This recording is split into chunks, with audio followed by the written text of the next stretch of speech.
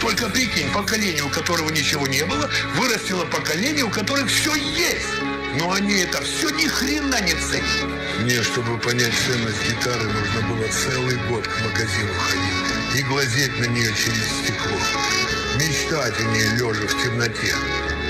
Булочки в школьной столовой тырить, чтобы денег сэкономить.